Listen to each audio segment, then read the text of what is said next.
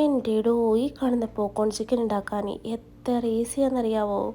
നമുക്ക് നോക്കിയാലോ എങ്ങനെ ഉണ്ടാക്കുന്നതെന്ന്. അതിന് ഞാനൊരു 200 ഗ്രാം ബോൺലെസ് ചിക്കൻ ചെറുതായി കട്ട് ചെയ്തെടുത്തിട്ടുണ്ട്.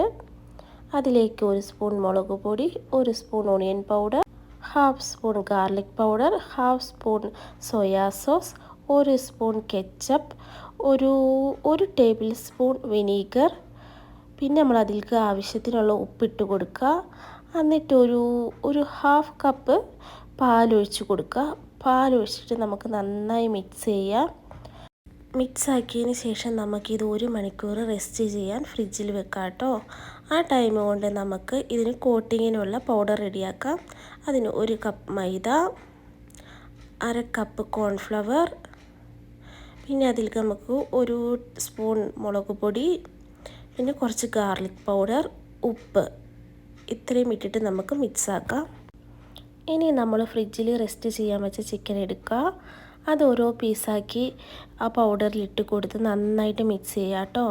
അങ്ങനെ നമുക്കെല്ലാം മിക്സ് ചെയ്തെടുക്കാം കേട്ടോ. പിന്നെ നമ്മളിത് ഡബിൾ കോട്ടിംഗ് ആണ് ചെയ്യുന്നത്, അതുകൊണ്ട് ഫസ്റ്റ് കോട്ടിങ് അത്ര കട്ടി വേണമെന്നില്ല.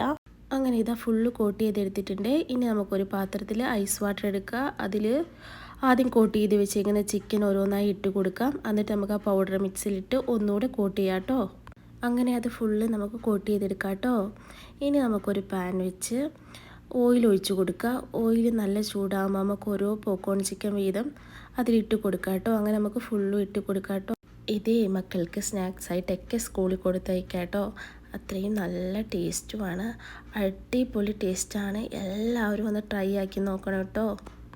പിന്നെ ഫ്ലെയിം നല്ല കുറച്ചിട്ടിട്ട് വേണം കേട്ടോ ഇത് ഫ്രൈ ചെയ്തെടുക്കാൻ, അല്ലെങ്കിൽ ഇത് കരിഞ്ഞു പോകും കേട്ടോ. ആ ഒരു കളറൊക്കെ മാറി കരിഞ്ഞ കളർ വരും, അതുകൊണ്ട് ഫ്ലെയിം ശ്രദ്ധിക്കുക. ഇനി നമുക്കൊരു ഭാഗമായി കഴിയുമ്പോൾ നമുക്കത് തിരിച്ചിട്ട് കൊടുക്കാം കേട്ടോ. അപ്പോൾ നിങ്ങൾക്ക് ഈ പോപ്കോൺ ചിക്കൻ്റെ റെസിപ്പി ഇഷ്ടമായെങ്കിൽ ലൈക്കും ഷെയറും സബ്സ്ക്രൈബൊക്കെ ചെയ്യണേ. അങ്ങനെ ഇതാ 2 സൈഡും നമ്മുടെ പോപ്കോൺ ചിക്കൻ റെഡി ആയിക്കണേ. നമുക്കിനി ഇത് നമുക്കൊരു പാത്രത്തിലേക്ക് മാറ്റാം കേട്ടോ. ഈ റെസിപ്പി ഇഷ്ടമായെങ്കിൽ എല്ലാവരും ട്രൈ ചെയ്ത് നോക്കണേ.